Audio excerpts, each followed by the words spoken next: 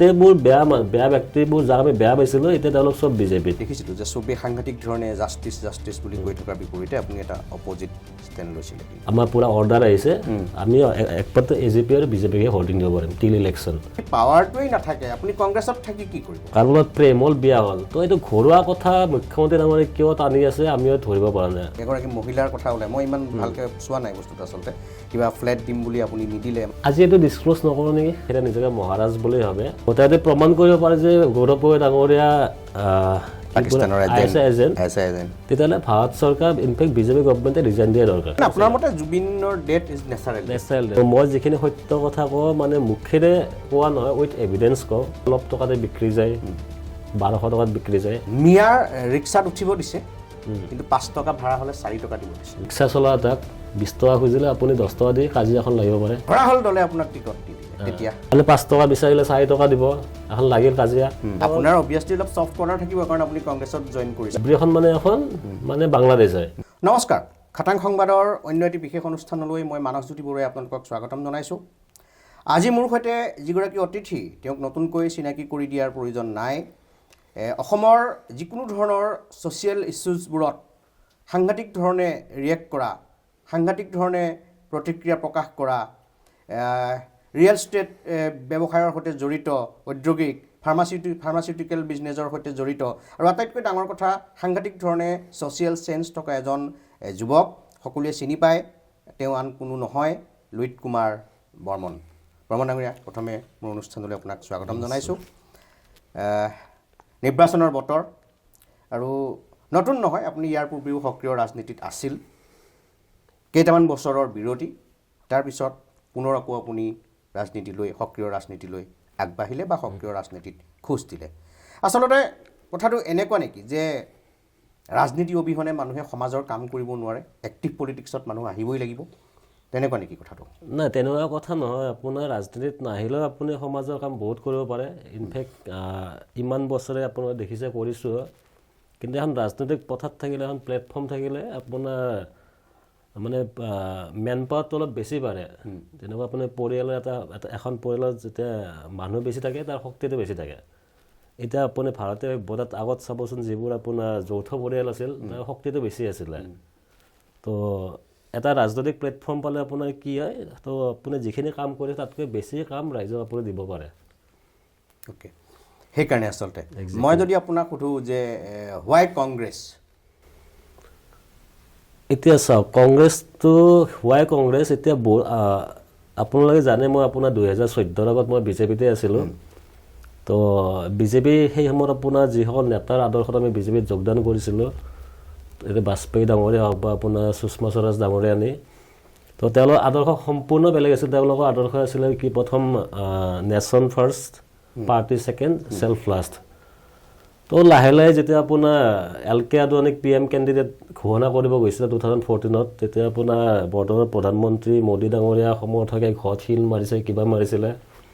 তো এইটো বিজেপিৰ আদৰ্শ নাছিলে আৰু তেতিয়া আপোনাৰ 2014 চনত যি সময়ত গোটেই ভাৰতবৰ্ষই জানে যে বা বিজেপি গভমেণ্ট আহি আছে মই 2014 চনৰ ফেব্ৰুৱাৰী মাহতে ৰাজনীতিৰ পৰা বিদায় লৈছিলোঁ তো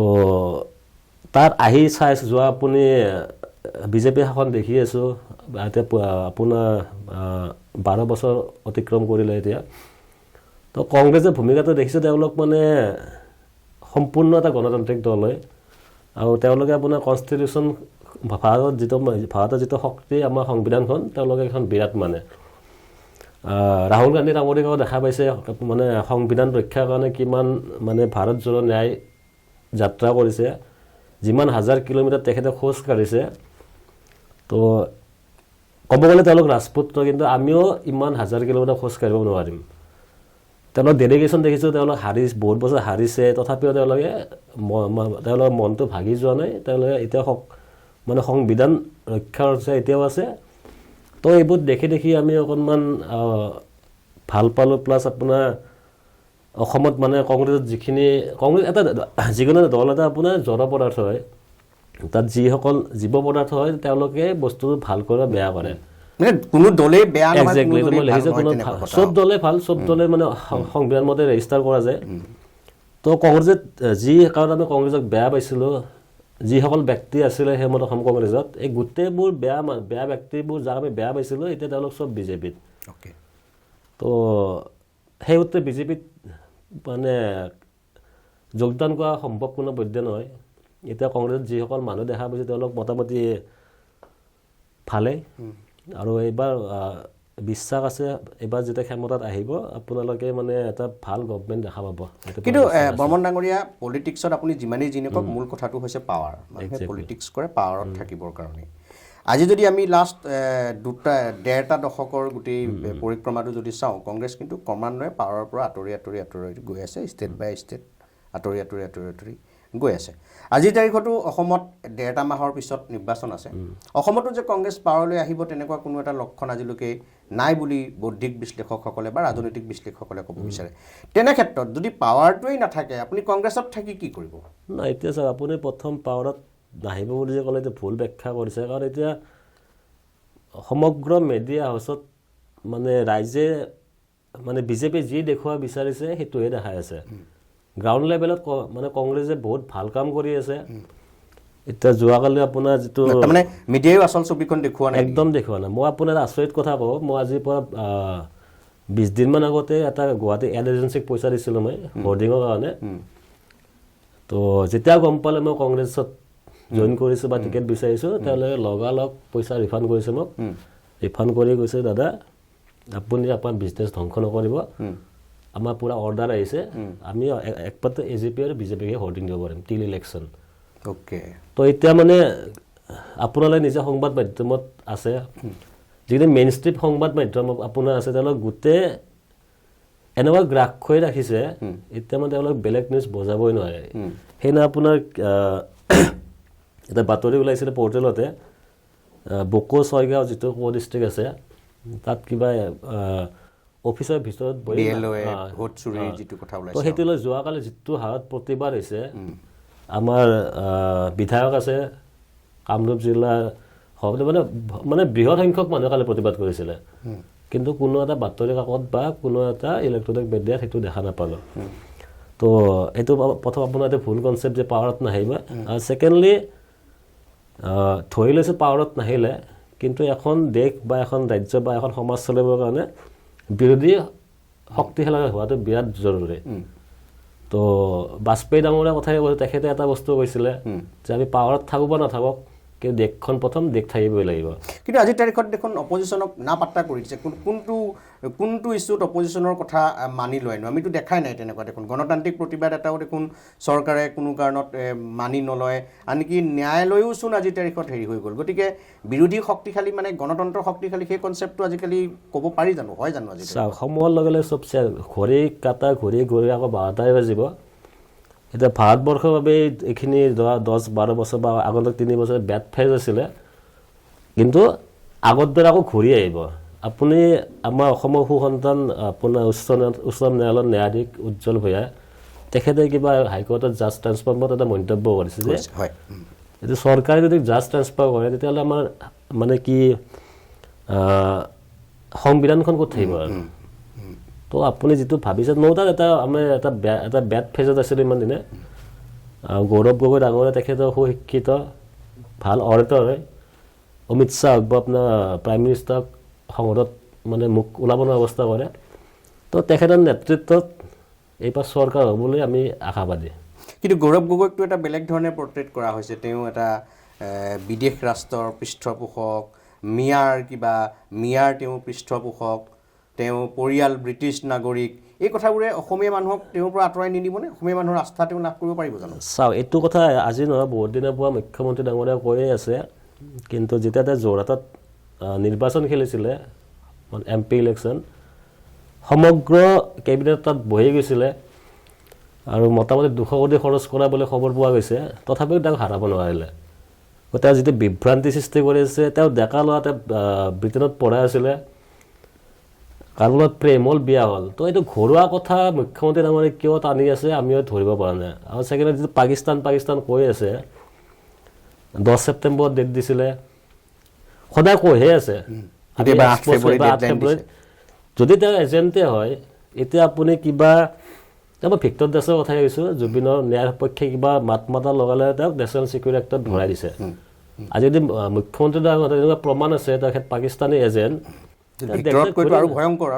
ভয়ংকৰ হয়। তেওঁ এতিয়া কেনেকুৱা মুকলিভাৱে ঘূৰি আছে। মুখ্যমন্ত্ৰীৰ আগত কৈছে 8 ফেব্ৰুৱাৰী আমি এখন দিম, দি পেলাই আকৌ আমি NIA লৈ পঠাম, ৰলৈ পঠাম। যদি তেওঁ যদি এনেকুৱা এজেণ্টে হয় তেখেতে ডেপুটি লিডাৰ অফ অপজিশ্যন হৈ আছে। তো যদি মুখ্যমন্ত্ৰীৰ কথা সঁচা হয় তেতিয়াহ'লে ভাৰতীয় বা অসমৰ হোম মিনিষ্ট্ৰী তেওঁলোক কেপেবল চলাবলৈ। মানে কথাটো এনেকুৱা নেকি, আমাৰ পুলিচ মানে অসম পুলিচৰ কথা কৈছোঁ, যিয়ে SIT লিড কৰিছিল, IPS মুন্না প্ৰসাদ গুপ্তা, ৰজি কলিতা, বোধ কৰোঁ তেওঁ APS, মানে তেওঁলোকৰ কেপেবিলিটি বিগাৰ দেন IB, এনেকুৱা নেকি কথাটো? এইটো মুখ্যমন্ত্ৰী ডাঙৰ সেইটো কথা ভাবি আছে যে আমি তেখেত মানে ৰাষ্ট্ৰৰ ঊৰ্ধত হৈছে এতিয়া, তেখেতে নিজকে মহাৰাজ বুলি ভাবে। এতিয়া যিটো আপোনাৰ পাকিস্তানী এজেণ্ট বা ISI এজেণ্ট বা অন্য ৰাষ্ট্ৰৰ এজেণ্ট হ'লে যিটো এনকুৱাৰী NIA কৰিব লাগে বা ৰয় কৰিব লাগে, মুখ্যমন্ত্ৰী ডাঙৰীয়া এটা SIT বনাই পেলাই কৰিছে। আৰু মুখ্যমন্ত্ৰী ডাঙৰীয়া এটা বস্তু আপুনি মন কৰিব, তেখেতে যিমানটা SIT বনাইছে এই মুন্না গুপ্তা আৰু ৰজি কলিতা থাকিয়ে পাৰে, কিন্তু আউটকাম এতিয়ালৈ চবতে 0 হৈ আছে। এইবাৰ আউটকামটো কি আহিব? আৰু তাতে প্ৰমাণ কৰিব পাৰে যে গৌৰৱ গগৈ ডাঙৰীয়া ISI এজেণ্ট, তেতিয়াহ'লে ভাৰত চৰকাৰ ইনফেক্ট বিজেপি গভৰ্ণমেণ্টে ৰিজাইন দিয়া দৰকাৰ। কাৰণ তেওঁ ডেপুটি LP বহি আছে,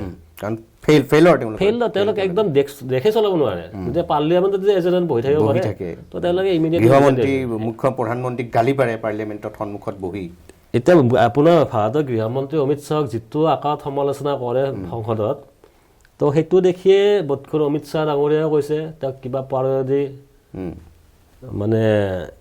ইমেজটো মেলাইন কৰিব দিছে। ইমেজটো মেলাইন কৰিব পাৰিব কিছু ক্ষেত্ৰত 5% 2%, কিন্তু আমিবোৰ আছোতো সেইখিনি ঠিক ঠাক কৰি দিম। আৰু 8 ফেব্ৰুৱাৰীতে একে বুমেৰাং হ'ব গৈ আছে। আপোনাৰ মতে 8 ফেব্ৰুৱাৰীটো একো নহয়? একো নহয়। দৃঢ় বিশ্বাস আছে।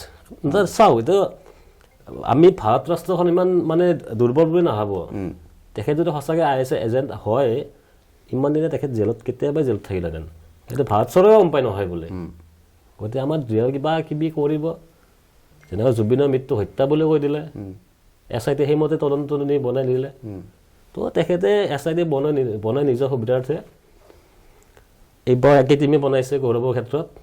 তো একে ৰিজাল্টটো একে আহিব। অ'কে, মই প্ৰসংগটো অলপ সলাব বিচাৰিছোঁ। ছ'চিয়েল মিডিয়াত আপুনি সাংঘাতিক ধৰণে এক্টিভ হৈ থাকে, ইছ্যুবোৰত আপুনি যুক্তিসহ মানে উইথ ফেক্টছ ফিগাৰ আপুনি যায়, সেই কথাটো মই মানি লওঁ বাৰু। কিন্তু তাৰপিছতো আপোনাক সাংঘাতিক ধৰণে আক্ৰমণ কৰা হয়, পৰিকল্পিতভাৱে মানে গ্ৰুপ হিচাপে আপোনাৰ ওপৰত দলবদ্ধ আক্ৰমণ চলায়। কেনেকৈ হেণ্ডেল কৰে আপুনি ছ'চিয়েল মিডিয়াত? এতিয়া মানে আপুনি বস্তু এটা চাব,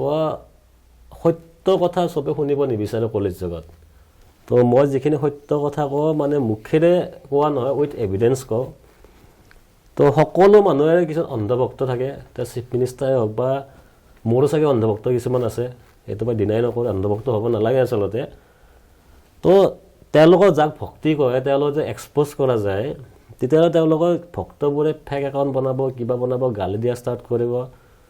তো প্ৰথম অৱস্থাত ধৰক 2011-12 তেতিয়া ছ'চিয়েল মিডিয়াত সকলো নাছিলে, তেতিয়া ডাটাৰ দাম বহুত আছিলে। তো তেতিয়া অকণমান বেয়া লাগিছিলে, এতিয়া হেবিচুৱে লৈ গৈছে। আৰু কিমান গালি পাৰে, যিমানে গালি পাৰিব তেওঁলোকৰ ব্যক্তিত্বটো নিজে প্ৰকাশ হৈ আছে। গালি পাৰা আৰু সমালোচনা কৰাৰ পাৰ্থক্য থাকে। যিসকলে সমালোচনা কৰে মই তেওঁলোকক উত্তৰ দিওঁ, যিয়ে গালি পায় তেওঁলোকক ৰিয়েক্ট নকৰোঁ।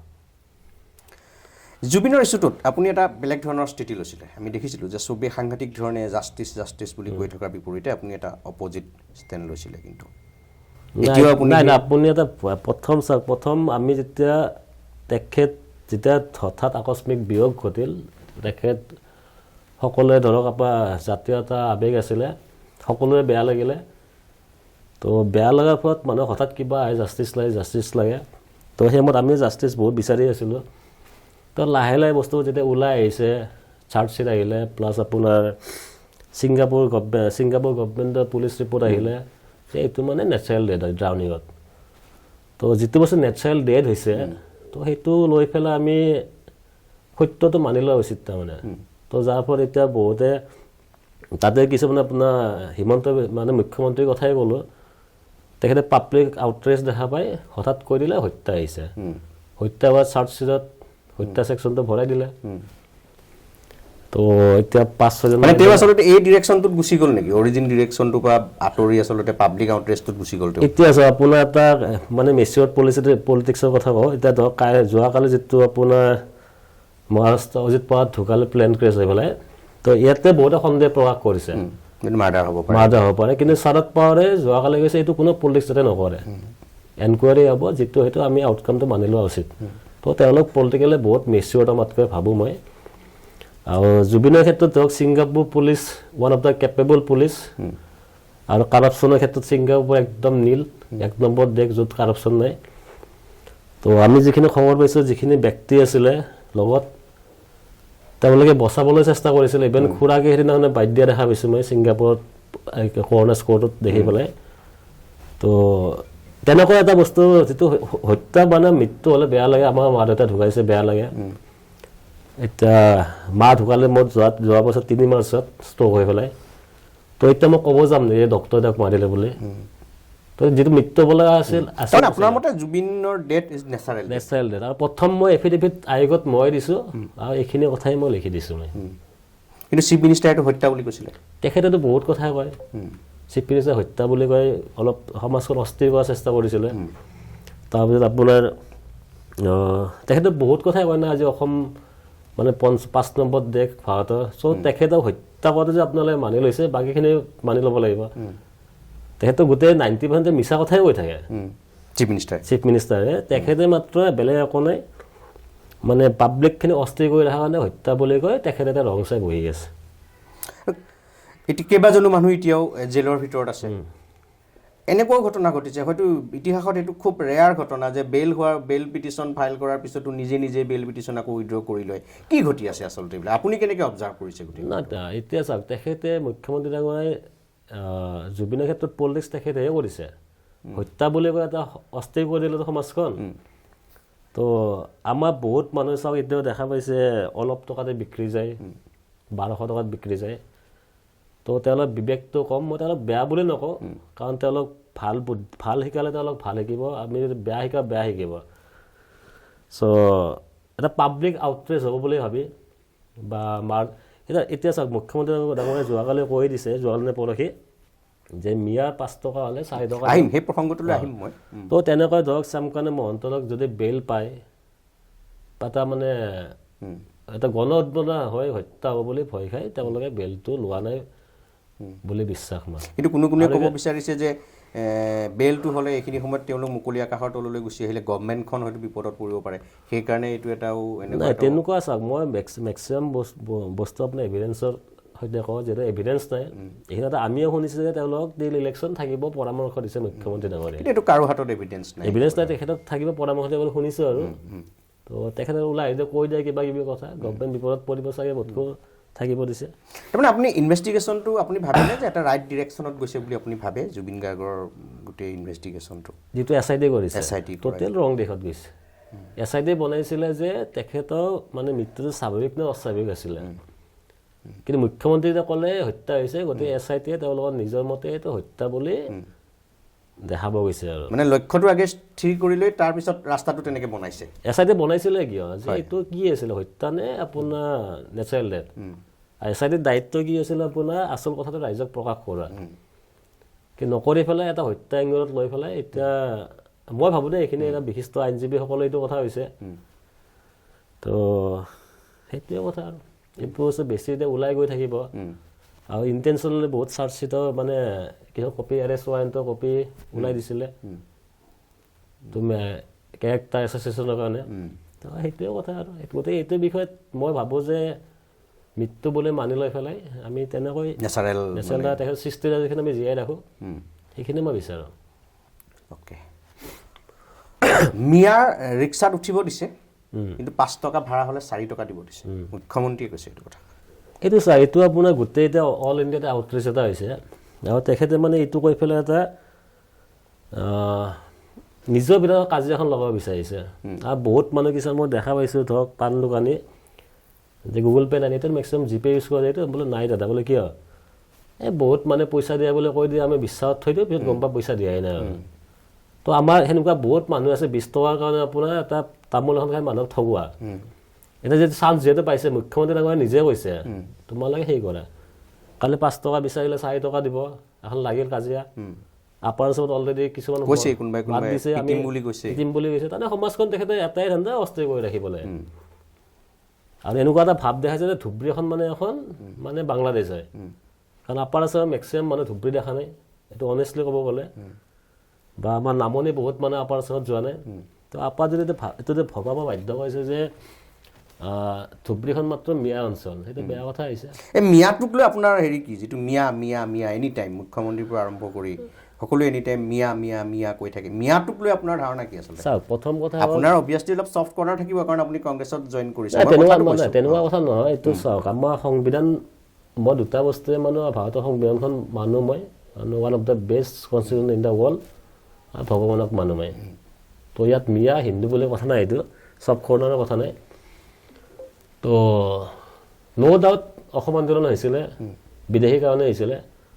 তো যিখিনি বিদেশী আছে তেওঁলোকক যদি মানে প্ৰপাৰ ৱেত যদি বহিষ্কাৰ কৰে আমি ক'বলৈ একো নাই কিন্তু ইয়াত খিলঞ্জীয়া মুছলমান অসমত বহুত আছে কিন্তু আমি একেলগে পঢ়া এখন বেঞ্চত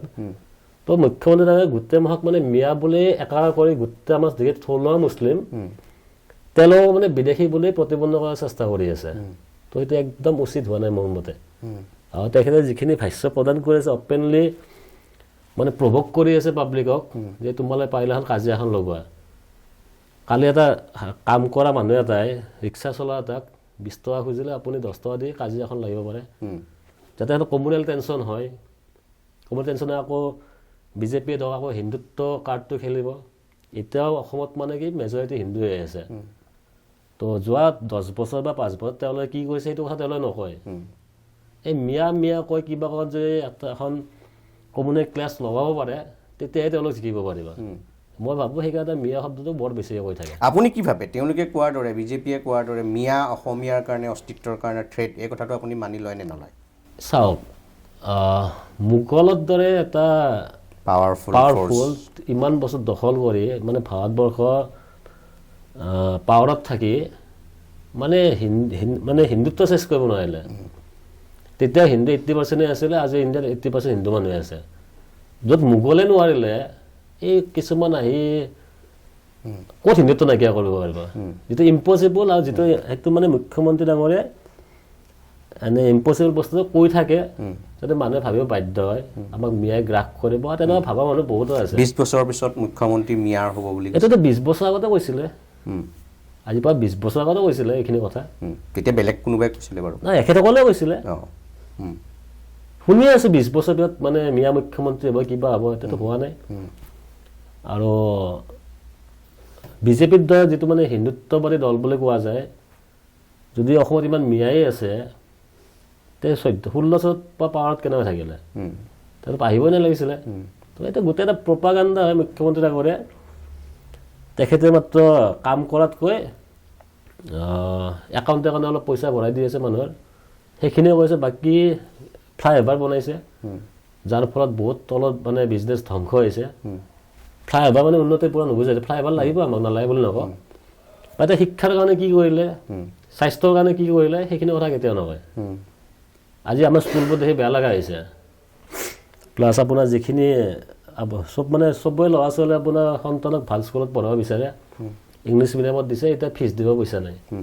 তেনেকুৱা বহুত কেছ মোৰ তাত আহি এটা ফিজ দিব পৰা নাই দিব নেকি আপুনি কিয় আমিতো চৰকাৰী মাধ্যমত পঢ়া আপুনি বৰ্তমান চৰকাৰী মাধ্যমতে পঢ়া তাত পঢ়ে তেওঁ মানুহ হৈছে তো তেখেতে শিক্ষাটো প্ৰথম দিয়ক শিক্ষা দিয়ক স্বাস্থ্য দিয়ক অসমখন এনেই ভাল হ'ব কিন্তু তেওঁলোকৰ এইবোৰ কৰাত মুঠেও আগ্ৰহ নাই যাৰ ফলত মিয়া ক'ব পাকিস্তানী ৰিজন ক'ব সেইটো মানুহে ব্ৰেইনবোৰ অলপ ভৰকাই আছে কিন্তু আমি চবফালে যদি চাওঁ চবফালে দেখোন একদম ফূৰ্তি মহিলাবোৰে হাঁহি আছে ফূৰ্তি কৰি আছে মুখ্যমন্ত্ৰীৰ সৈতে চেলফি তুলিছে যেনিয়ে যাওঁ তিনিয়ে যাওঁ এক সুন্দৰ উৎসৱমুখৰ পৰিৱেশ মানুহৰতো দুখ যন্ত্ৰণা থকা যেন নালাগে কোনো মানুহৰ এতিয়া চাওক এতিয়া আপুনি যদি কিবা সঁচা কথা লিখে আপোনাক জেলত পঠাব তাৰমানে আৰু মোৰ টীম এটা আছে টীমকেইটা মানে এনেই যোৱা দুদিনমান ঘূৰি আছে ইয়াতে তো প্ৰথম মানে সোধে আপোনাৰ কি সমস্যা পাইছে প্ৰথম ষ্টাৰ্ট থেকে কয় যে আমি এনেকুৱা সমস্যা পাইছোঁ পিছত তেওঁলোকে ভাবে যে হেৰি নাই নাই ইয়াত বিজেপি মানুহ হ'ব পাৰে তাত এনচাৰ দিয়ে নাই আমি চব ঠিকে পাই আছোঁ তাই ভিতৰে ভিতৰে গোটেই ফ্ৰাষ্ট্ৰেটেড হৈ আছে কিন্তু কিবা কৈ কাৰোবাৰ বেপাৰ বন্ধ যেনে ক'লো হৰ্ডিঙৰ কথাটো কোনোবাই চব্জি বেপাৰ কৰি আছে কিন্তু আমাৰ বেপাৰ জেগাটো বন্ধ কৰিব তাতকৈ নোপোৱাই ভাল সন্মুখত আপোনাক বেলেগ দেখা আছে কিন্তু ভিতৰে চব মানে ফ্ৰাষ্ট্ৰেটেড আৰু গভৰ্নেন্সটো কেনে চলি আছে আপোনাৰ মতে এডমিনিষ্ট্ৰেশ্যনটো কি অৱস্থাত আছে বুলি ভাবে আপুনি চলি আছে এডমিনিষ্ট্ৰেশ্যন চাওক আমাৰ বহুত এবল অফিচাৰ আছে তো মই মেট্ৰৰ কথাই কৈছোঁ মেট্ৰততো মোটামুটি ঠিকে চলি আছে বাকী ডিষ্ট্ৰিক্টতো এডমিনিষ্ট্ৰেশ্যনটো কেনেকৈ চলিছে ইমান মই ডিটেইলছ নাজানো কিন্তু ধৰক আপুনি কেতিয়াবা কিছুমান অফিচাৰৰ কথা লিখে আপুনি দেই যে এনেকৈ মানুহে বেয়া বুলি কয় সাধাৰণ মানুহে কিন্তু মই এনেকৈ গৈছিলোঁ বা অমুকটো কাম কৰিছিলোঁ লগালগ কৰি দিলে মোক কিন্তু আপুনি নাভাবেনে সেই বস্তুটো আচলতে লুইত কুমাৰ বৰ্মন বুলিহে হৈছে কিন্তু সাধাৰণ XYZ যেন হ'লে হয়তো সেইটো নহ'লেহেঁতেন নহয় তাতেও কথা এটা আছে কিবা এটা কৰিব নোৱাৰা কাম আপুনি অফিচাৰ ওচৰত লৈ গ'ল চাই এইটো কাম কৰি দিয়ক তেখেতে বুজাই দিয়ে এইটো কাম এনে কৰিব নোৱাৰি গম পাইছেনে তো তেতিয়া তেওঁলোকে ভাবে যে অফিচাৰজনে মই কামটো কৰি দিয়া নাই তো সেই কমপ্লেইনটো ধৰক মোৰ তাত দিলে মই বস্তু চাই পেলাই দেখোঁ যে নাই এইটো বস্তু সঁচাকৈ নোৱাৰে তেতিয়া তেওঁক বুজাই দিওঁ আমি বুজাই দিলে বুজি পায় কিন্তু অফিচাৰে বুজাই দিলে ভাবে যে ইচ্ছাকৃতভাৱে কামটো কৰি দিয়া নাই তো এনেকুৱা নহয় যে আপোনাৰ চব অফিচাৰ বেয়া অফিচাৰো বহুত আছে ভাল অফিচাৰো বহুত আছে বা এটা মোৰ প্ৰিভিলেজ থাকে মই গ'লে কামটো 10 দিনৰ জাত এদিনতে হৈ যায় সেইটো প্ৰিভিলেজ হ'ব পাৰে কিন্তু এইটো মই নকওঁ যে আপোনাৰ নোহোৱা কাম এটা তেওঁলোকে কৰিব সেইটো মই 200% চিয়ৰ এই যে আমি মিয়া কৈ আছোঁ মিয়াই জাতিটোলৈ সংকট নমাই আনিলে অস্তিত্বৰ সংকট হ'ল ঠিক আছে এই কথাবোৰ বাৰু চলি আছে কিন্তু বহুতে এনেকৈও ক'ব খোজে যে মিয়াক কৈ থাকোঁতে কিন্তু মিয়াক বাদ দিও আন একাংশ অনা অসমীয়া আপুনি বৰ্মন মই বৰুৱা তেওঁ কলিতা তেওঁ শইকীয়া তেওঁ গগৈ এইসকল বাদেই কিন্তু তাৰ উপৰি নিজকে অসমীয়া বুলি দাবী কৰা প্ৰকৃতাৰ্থত অনা অসমীয়া একাংশও অসমীয়াৰ কাৰণে থ্ৰেড হোৱা নাই নে আজিৰ তাৰিখত আচল কথাটো তেওঁ সেই থ্ৰেডবোৰ এতিয়া কিন্তু মুখ্যমন্ত্ৰী ডাঙৰীয়াৰ ওচৰে পাজৰে ঘূৰি আছে কোনোবা চেনেলৰ মালিক আছে কোনোবা মিনিষ্টাৰ আছে তো ক'ব গ'লে ধৰক আমি যাক মিয়া বুলি কৈছোঁ তেওঁলোকে কিন্তু অসমীয়া কয় তেওঁ আমাৰ মানে বায়ু পানী তেওঁলোকে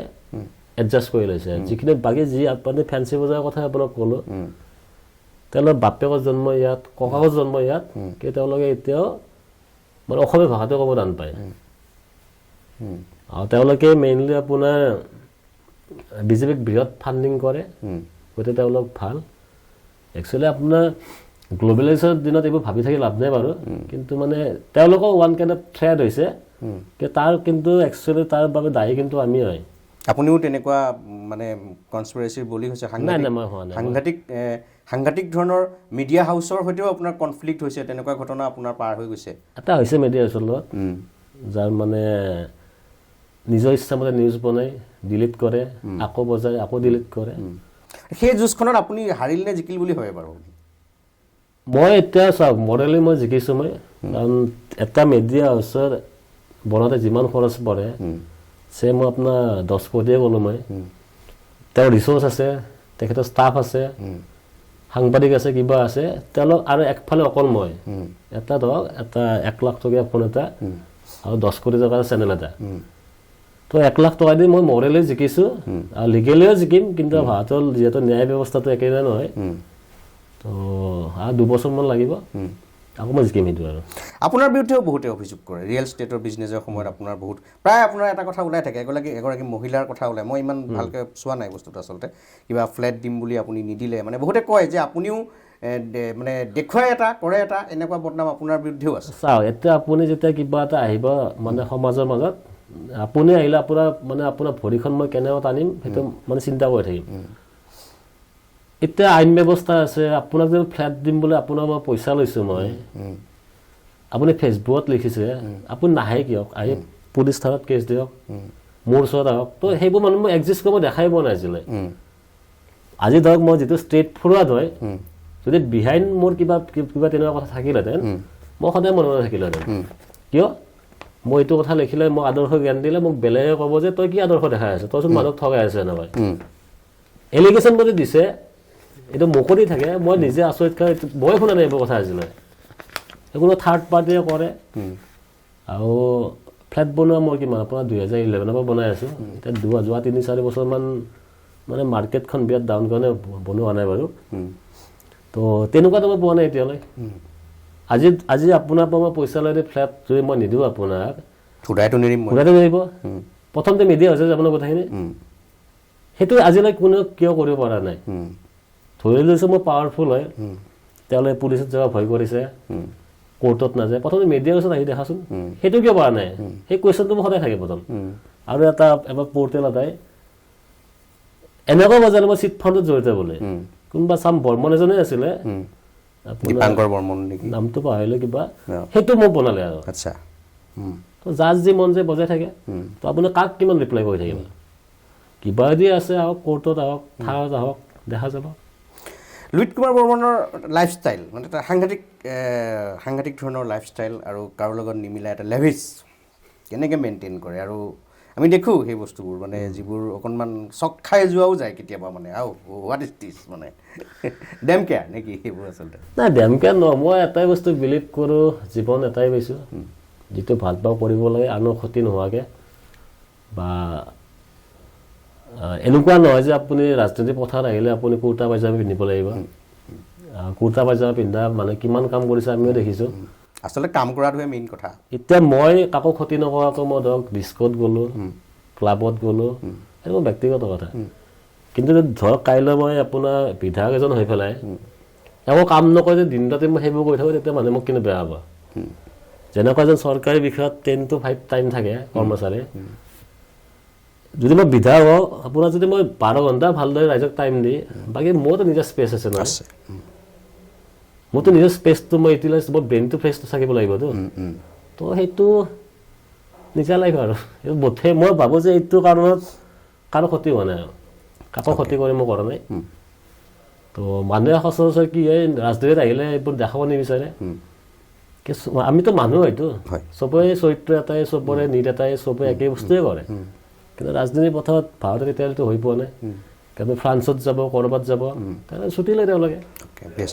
তাৰমানে আপুনি ভিতৰত এটা আৰু বাহিৰত এটা সেইটো হ'ব নিবিচাৰে একদম নিবিচাৰে মই যেনেকুৱা তেনেকুৱাই আৰু আপুনি যে মোক একচেপ্ট কৰে এনেও কৰিব লাগিব আৰু ছেকেণ্ডলি এটা বস্তু কওঁ আপুনি ধৰক বিৰাট নিজকে মহান সজাই আছে বিৰাট ভাল কিন্তু আপুনি মানুহজন ভাল নহয় তো আপোনাৰ মহানতা দেখি কিছুমানে আপোনাক লগ কৰিব আহিলে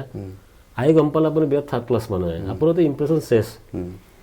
আৰু মই দেখাওঁ যে মই বেয়া মানুহজন তো মোক কোনোবাই বেয়া বুলি নহয় মোৰ লাইফষ্টাইলটো এনেকুৱা তো কোনোবাই ভাবিব পাৰে যে এই মানুহজন ভাল নহয় এবাৰ লগ কৰে আৰু